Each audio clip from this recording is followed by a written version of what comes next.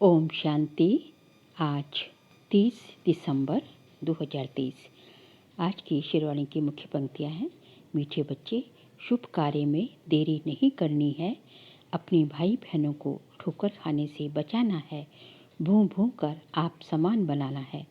शुभ कार्य में देरी नहीं करनी है। अपने भाई बहनों को ठोकर खाने से बचाना है। भूं भूं कर आप समान बनाना है।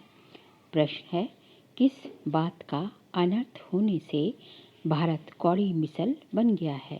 उत्तर है, सबसे बड़ा अनर्थ हुआ है जो गीता के स्वामी को भूल गीता ज्ञान से जन्म लेने वाले बच्चे को स्वामी कह दिया है। इसी एक अनर्थ के कारण सभी बाप से बेमुख हो गए। भारत कौड़ी तुल्य बन गया। अब तुम बच्चे बाप से सम्मुख में सच्ची गीता सुन रहे हो, जिस गीता ज्ञान से ही देवी देवता धर्म स्थापन होता है। तुम श्री कृष्ण के समान बनते हो। गीत है, किसने ये सब खेल रचाया? ओम शांति। ब्राह्मण कुलभूषण बच्चे समझ गए हैं कि बरोबर हमको स्वर्ग में बहुत अपरंपार सुख थे। हम बहुत खुशी में थे। हम जीवात्माएं स्वर्ग में बहुत मस्ती में थे। फिर क्या हुआ? रंग रूप की माया आकर चटकी। विकारों के कारण ही इसको नरक कहा जाता है। नरक तो सारा है। अब ये जो भ्रमरी का मिसाल देते हैं, भ्रमरी और ब्राह्मणी दोनों का काम एक है। भ्रमरी का मिसाल तुम्हारे ऊपर है। भ्रमरी कीड़े ले आती है, घर बनाकर उसमें कीड़े डाल देती है। ये भी नरक है। सब कीड़े हैं, परंतु सब कीड़े देवी देवता धर्म वाले नहीं हैं। जो भी धर्म वाले हैं सब नरकवासी कीड़े हैं। अब देवी देवता धर्म के कीड़े कौन हैं, ये कैसे पता पड़े कि ये ब्रह्मावंशी ब्राह्मणियाँ हैं जो बैठ भूभो करती है। जो देवता धर्म के होंगे वही ठहर सकेंगे, जो नहीं होंगे ठहरेंगे नहीं। नरकवासी कीड़े तो सभी हैं। सन्यासी भी यही कहते हैं कि नरक का ये सुख काग विष्ठा समान है। उनको ये पता नहीं कि स्वर्ग में अथाह सुख है। यहाँ पर 5% सुख और 95% दुख है, तो इसको कोई स्वर्ग नहीं कहा जाएगा। स्वर्ग में तो दुख की बात नहीं रहती। यहाँ तो अनेक शास्त्र, अनेक धर्म तथा अनेक मतें हो गई हैं। स्वर्ग में तो एक ही अद्वैत देवता मत है, एक ही धर्म है। तो तुम हो ब्राह्मणियाँ, तुम भों करती हो। फिर जो इस धर्म के हैं वह ठहर जाते हैं। अनेक प्रकार के हैं। कोई नेचर को मानते, कोई साइंस को, कोई कहते ये सृष्टि कल्पना मात्र है। ऐसी वार्तालाप यहाँ ही चलती है, सतयुग में नहीं चलती। ये बेहद का बाप प्रजापिता ब्रह्मा के मुख कमल से अपने बच्चों को बैठ समझाते हैं कि तुम मेरे पास थे, अब फिर मेरे पास आना है। इसमें शास्त्रों की तो बात ही नहीं उठती। क्राइस्ट तथा बुद्ध आते हैं, वह भी आकर सुनाते हैं। उस समय तो शास्त्र का प्रश्न उठ ना सके। क्राइस्ट बाइबल पढ़ता था क्या? बाइबल का प्रश्न ही नहीं उठता। बाप कहते हैं, बच्चे तुम अपनी हालत तो देखो। माया रावण ने तुम्हारी हालत कैसी कर दी है। समझते भी हैं कि हम आसुरी रावण संप्रदाय हैं। रावण को जलाते हैं परंतु जलता नहीं। रावण का जलना बंद कब होगा ये मनुष्यों को पता नहीं। तुम हो ईश्वरीय देवी संप्रदाय, तुम बच्चे हो हमारे।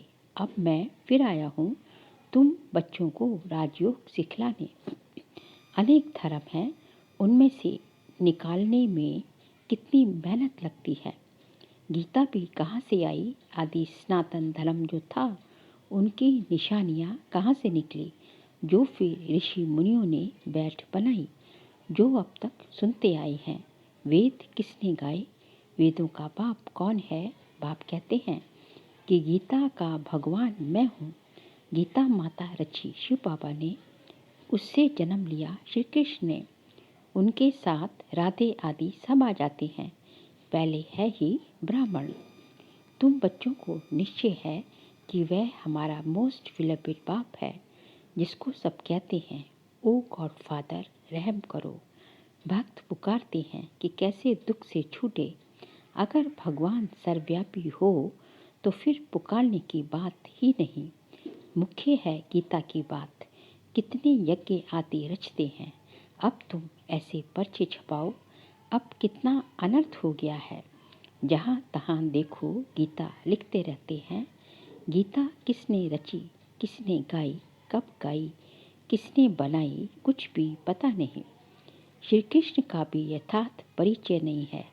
बस कह देते जिधर देखो सर्वव्यापी कृष्ण ही कृष्ण है।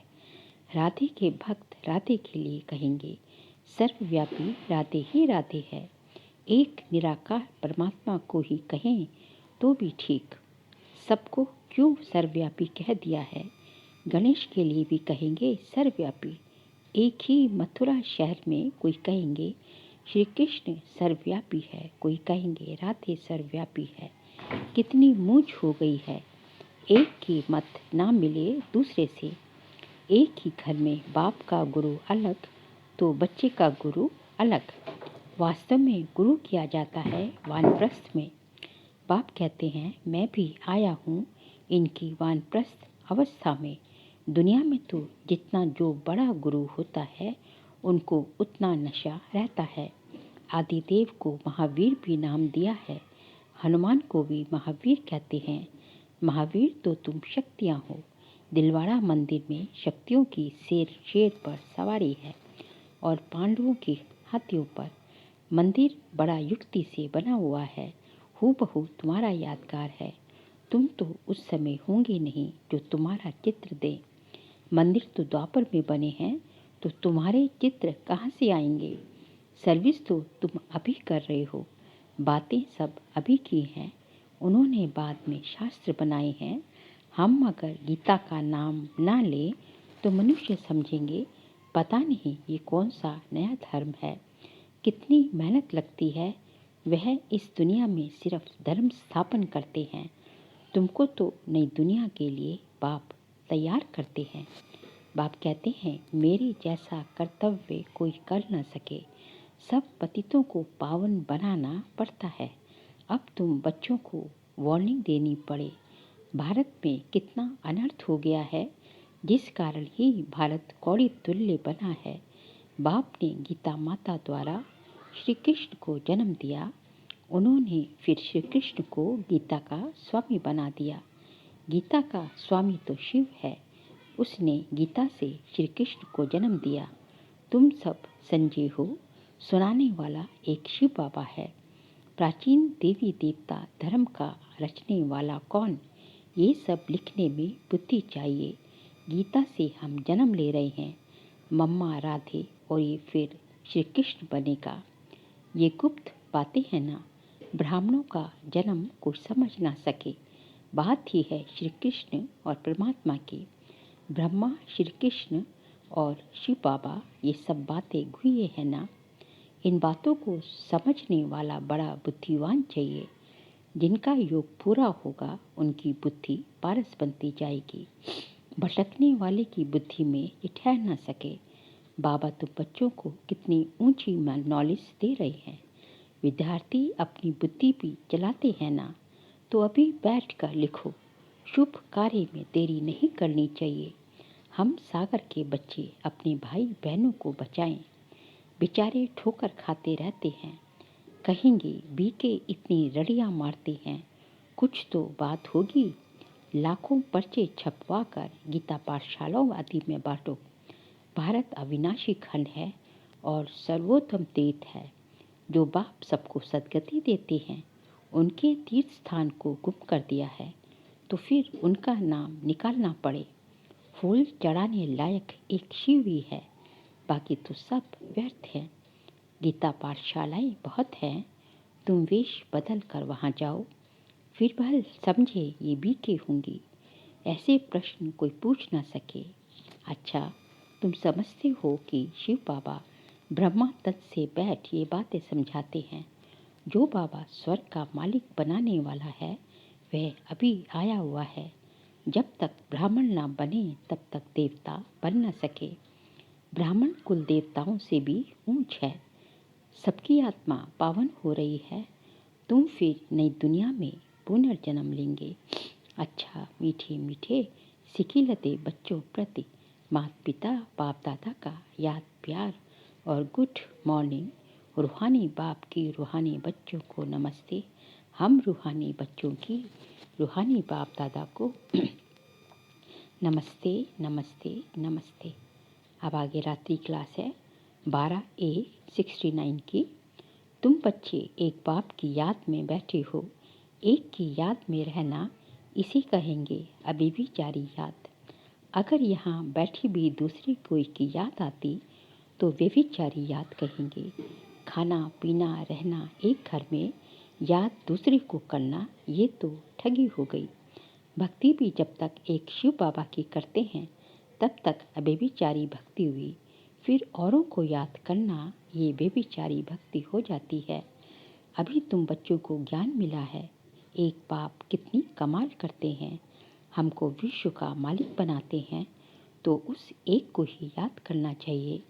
मेरा तो एक, परंतु बच्चे कहते हैं शिव बाबा की याद भूल जाती है। वह भक्ति मार्ग में तो तुम कहते थे हम एक की ही भक्ति करेंगे, वही पतित पावन है, और तो कोई को पतित पावन नहीं कहा जाता, एक को ही कहा जाता है, वही ऊंचते ऊंच है। अभी तो भक्ति की बात ही नहीं, बच्चों को ज्ञान है, ज्ञान सागर को याद करना है। भक्ति मार्ग में कहते हैं आप आएंगे तो हम आप पे बलिहार जाएंगे, तो ये बातें याद करनी चाहिए। हर एक अपने से पूछे हम एक बाप को याद करते हैं या अनेक मित्र संबंधियों आदि को याद करते हैं। एक बाप से ही दिल लगानी है, अगर दिल और तरफ गई तो याद बेविचारी हो जाती है। बाप कहते हैं मामे कम याद करो, फिर वहाँ तुम्हें देवी संबंधी मिलेंगे। नई दुनिया में सभी नए मिलेंगे, तो अपनी जांच रखनी है कि हम किसको याद करते हैं। बाबा कहते हैं तुम मुझ पारलौकिक बाप को याद करो, मैं ही पतित पावन हूँ। कोशिश कर और तरफ से बुद्धि योग हटाकर भगवान को याद करना है। जितना याद करेंगे उतने ही पाप कटेंगे। ऐसे नहीं कि जितना हम याद करेंगे उतना बाबा भी याद करेंगे।